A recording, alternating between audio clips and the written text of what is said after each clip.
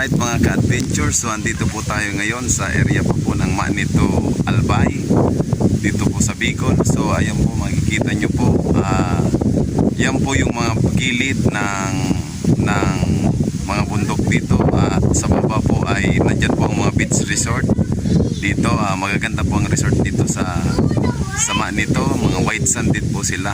Ayan, so yan po yung mga nakikita sa baba.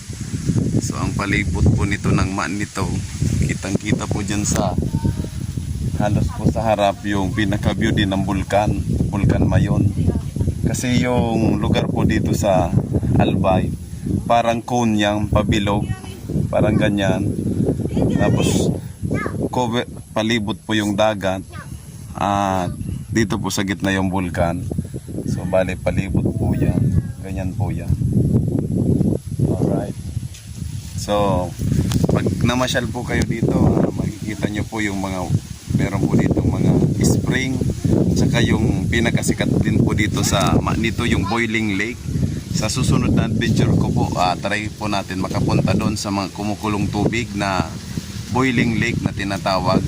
Kasi dahil nga sa ilan po yung bulkan dito sa amin sa Albay, meron po kami sa Sorsogon, yung Bulusan, Mount Bulusan, tapos Mount Mayon dito sa amin, tsaka Mount Isarog naman sa Naga.